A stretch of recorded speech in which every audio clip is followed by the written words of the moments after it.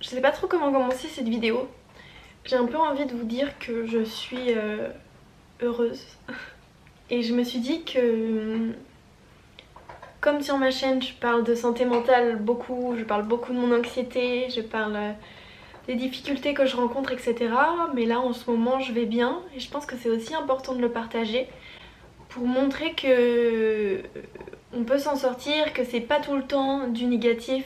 Ouais, je me suis dit que ça pouvait être sympa de partager un peu de positif et de partager un peu de mon expérience, peut-être de vous dire ce qui m'a aidé et peut-être que ça pourra vous aider aussi, même si je sais pas encore exact... Enfin, j'ai pas encore assez de recul pour dire vraiment ce qui m'a aidé au maximum. Mais bon, je vais faire au mieux. J'ai pas du tout prévu cette vidéo, genre là je viens de me rendre compte que ouais, je me sentais vraiment bien en ce moment. Et je me suis dit bah pourquoi pas le filmer parce que bah j'ai envie d'en parler, j'ai envie de vous le partager, donc c'est parti. Si vous ne le savez pas, il y a exactement un an, c'était vraiment la descente aux enfers. En fait j'en ai pas tant parlé que ça sur ma chaîne, mais j'ai vécu une rechute d'anxiété des plus intenses de ce que j'ai vécu depuis que tout ça a commencé. Je suis désolée pour le soleil, j'espère que ça vous dérange pas. Je vais pas m'en plaindre personnellement, donc voilà. Donc l'éclairage n'est pas forcément fou. Bref, donc il y a un an, c'était vraiment... ma vie c'était un cauchemar. J'avais l'impression que jamais je m'en sortirais et que...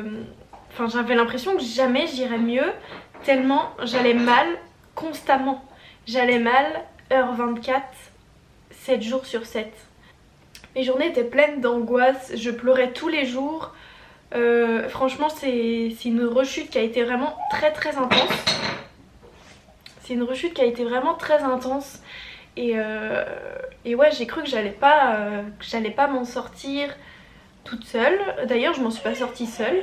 Du coup je suis allée chercher plus d'aide que ce que je n'avais déjà. J'ai vu ma psychologue 3 fois par semaine, je lui ai envoyé des mails. J'ai pris rendez-vous avec une psychiatre, j'ai commencé un traitement psy qui m'a, je pense, beaucoup aidée quand même.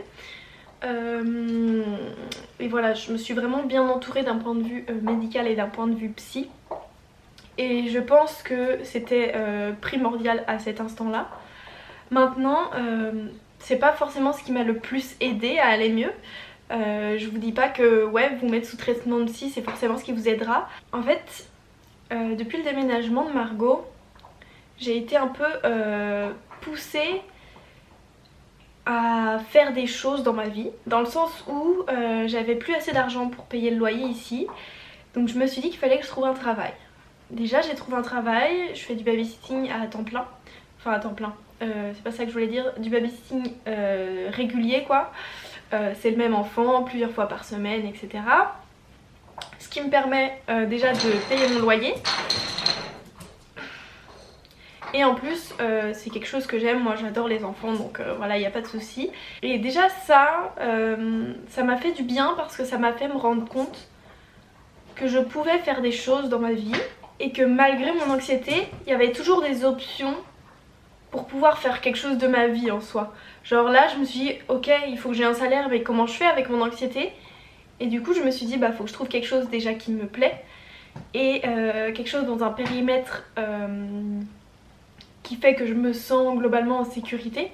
Donc là pour vous dire j'ai vraiment eu énormément de chance parce que mon babysitting se trouve à 2 minutes en voiture de chez moi. Donc voilà, c'est vraiment génial et je trouve que j'ai vraiment beaucoup de chance à chaque fois que je cherche un travail ou quelque chose comme ça parce que bah, en même temps je sais mes critères et sans ces critères là je ne peux pas travailler. Et du coup voilà, donc j'ai trouvé un travail. Je me suis remise dans mes études aussi parce que j'ai décidé de redoubler ma licence 3 l'année dernière pour me concentrer aussi sur ma santé mentale. Et avec le confinement et tout, enfin j'arrivais pas à travailler.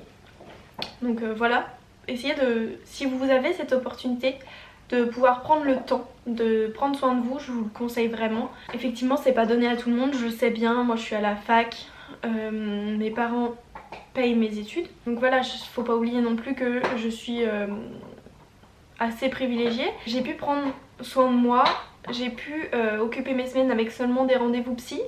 Je me suis aussi mis à créer depuis que j'ai mon iPad.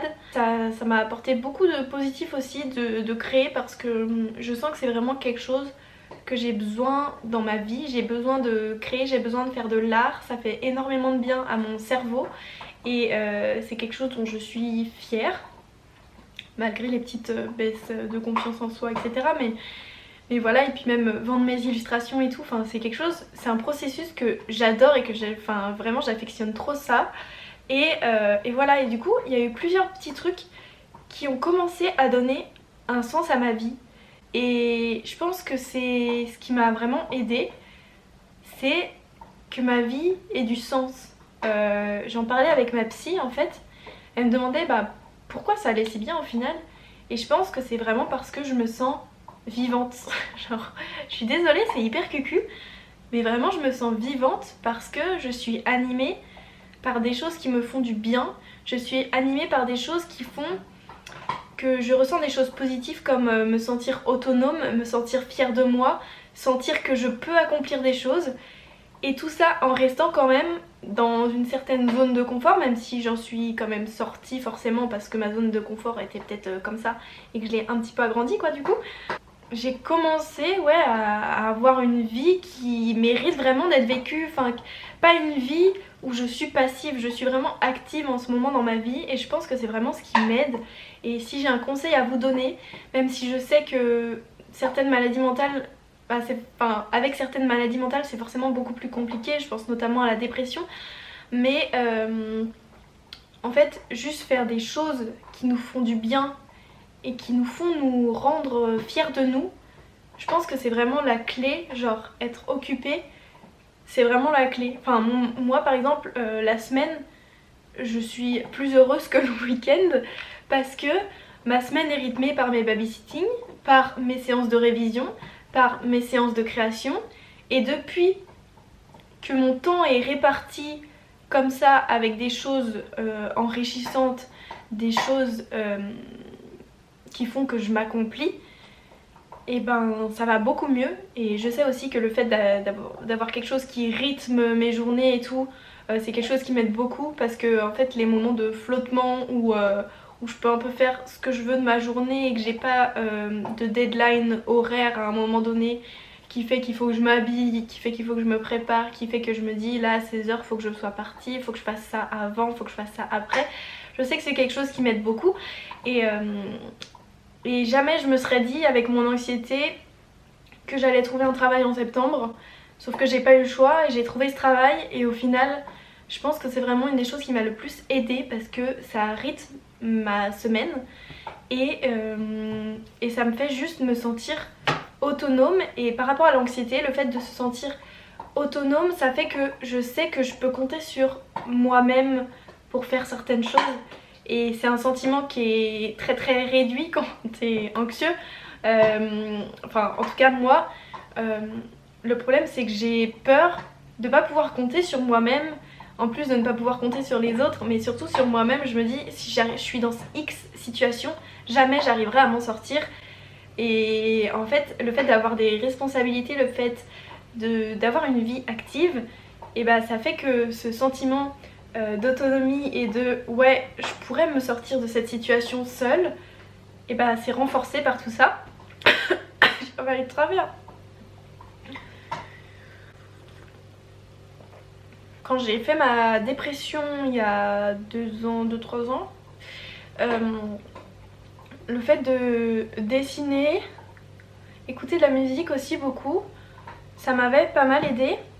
Et même si je dessinais pas tous les jours, même si je faisais qu'un dessin par jour, même si je lisais un chapitre dans la semaine d'un livre, c'était des petites choses qui m'ont fait du bien. Et c'est vraiment pour ça que je suis persuadée que tout ce qui est création ou faire quelque chose de ses mains, même de la cuisine, ça aide énormément pour la santé mentale en fait. Parce que par exemple regarder une série ou quelconque activité comme ça où finalement tu es assez passif, ça coupe pas vraiment ton cerveau, ça te permet encore de réfléchir. Et alors que par exemple si tu fais quelque chose avec tes mains, ton cerveau est tout de suite beaucoup plus comment dire, il est beaucoup moins passif et du coup t'es plus dans l'instant présent.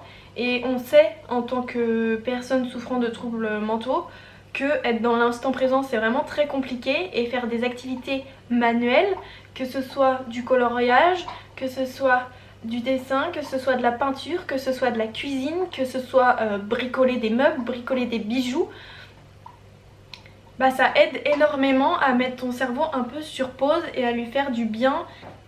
En fait, ce qui est important, c'est de vous faire confiance à vous et de faire des choses qui vous font du bien. Je sais qu'on n'a pas tous un train de vie qui permet de faire un max d'activités seulement pour nous et notre bien-être. Mais je pense qu'une journée c'est assez long pour trouver un peu de temps au moins pour soi.